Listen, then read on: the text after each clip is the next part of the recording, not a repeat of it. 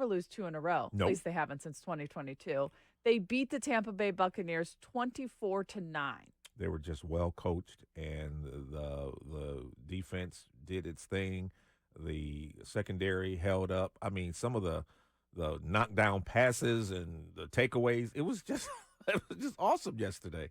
This was a huge moment in the second quarter. Glad I'm not a DB. Right up the gut, there goes Gibbs. Foot race. Winfield can't get there.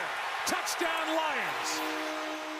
Listen, once he gets out in the open field, it's a wrap. Sonic went for 78 yards on that one. Catch him. He was offered oxygen after that huge run. He turned it down. Didn't need it. And then the defense, like we talked about, was depleted. Some of these guys making plays. I'm like, who's that? Right. But good job. They did a great job. Kelvin Shepard really got those guys ready to play. Here was a huge fourth down stop in the fourth quarter. Baker Mayfield throwing to the end zone.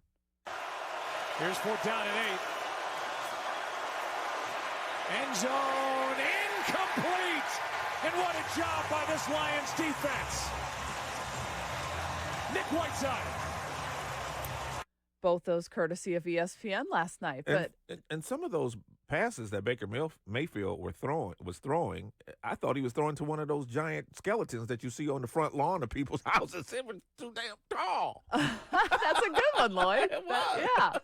Well, he had no time. None. Aiden Hutchinson was on one last night. Yes. He was. Aleem McNeil, welcome back. He batted down a critical pass during the game. Dan Campbell, celebratory locker room speech. Dude, how about the defense? Listen, 9 points allowed, 4 of 16 on 3rd down, 1 interception, 1 fumble recovery, 252 yards allowed, man. That's outstanding defense.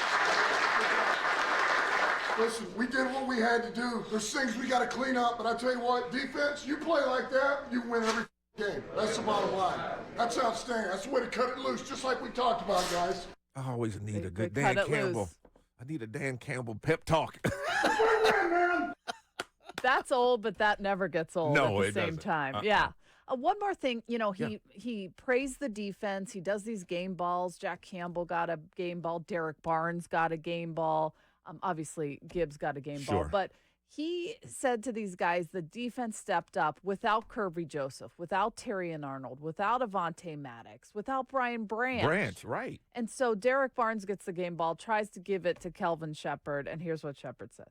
Forever in the day, this league been about players, always will be about players. That's why it was an honor for me to take this job. Fellas, it's only the beginning. Do y'all see how good we can be? Yes, sir. Do you see how good they can be? Absolutely. So Lions bounce back. They're 5-2. Great win last night. And to get a bye, so they get to rest up a Now little we bit. all can rest, including Lloyd's pipes over there. Yes, I get a week off. Yeah. A Detroit family's movie night turned into a nightmare, Jamie, after police, guns drawn, mistakenly raided their home and executed a search warrant. Now, the incident took place on Sunday night, in the 20,100 block of Monica. Now, Brittany Weaver was with her fiance. She had her kids there, and she had a 9-month-old baby when police just bust through the door. Can you heat my computer up? Oh, he's not there. Okay. Well, anyway, she said they had the rifles with the beams on them, and she said she didn't know what was going on. They just kicked the door in, and they were looking for a suspect. They said they'd been watching the house, and we're looking for this dangerous suspect. Well, the suspect wasn't there. It was only Weaver and her family who had just moved in that week, and Weaver was able to record most of that intense interaction until officers quickly realized their mistake. Here's what Weaver said happened when they came in. Oh, so it must be me. Okay, we'll fix that. Well, the Detroit police confirmed that officers from the 6th Precinct executed the search warrant for a man in a non-fatal shooting, and he was registered to that address. But he's gone. These people had just moved in this week.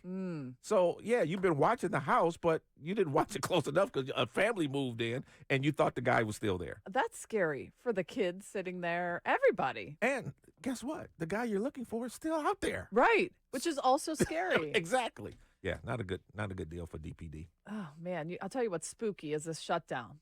keeps going. They tried for the 11th time in the Senate to advance this funding bill. It failed. Nobody is budging when it comes to this shutdown. Um, Senate Majority Leader John Thune is expected to bring up the bill this week to pay federal employees and military service members who've continued to work during this funding lapse. To advance that legislation, though, requires support from Democrats who blocked a long-term defense spending bill from advancing last week. The House is still off. Yeah. I just think if they came back, maybe more work could get done or some breakthrough could happen. I don't know, but this is a decision from Mike Johnson to keep the House out. And here we are. So the shutdown continues. And soon, air traffic controllers' pay is about to not get to them on October 28th. Well, there are people I've talked to on both sides, friends of mine, and they're on both sides. And they say, listen, at this point, just get in there and do something because I can't pay my mortgage. I can't pay my house note. I can't pay the water bill. I can't get groceries. I can't pay for daycare. And I don't care. Just fix it. Right. I'm That's tired what of the regular blaming. people want. Yes. Yeah. Big news from President Trump and Australian Prime Minister Anthony Albanese yesterday signing a critical minerals deal at the White House. We are discussing critical minerals and rare earths, and we're going to be signing an agreement that's been negotiated over a period of 4 or 5 months. And it was sort of good timing that we got it done just in time for the visit. And we work together very much on rare earths, critical minerals, and lots of other things. And we've had a very good relationship. We've been working on that for quite a while. In about a year from now, we'll have so much critical mineral and rare earths that you won't know what to do with them. They'll be worth about $2.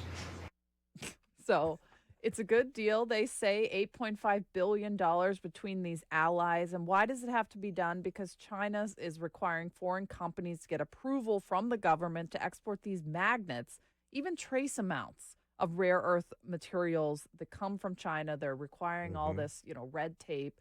And that affects everything from batteries to sort of laptops to fighter jets. Yeah. We need these rare earths. So this could be a big deal, especially if they could utilize what Australia is already mining and then set up some new mines. But that takes longer, of course. It takes a little time, yeah.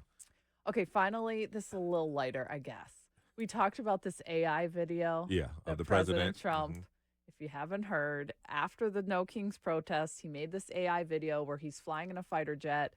It says No or King Trump or something on, and he's dropping a brown substance on cities, including Harry Sisson, that guy that's been, a thorn in his side.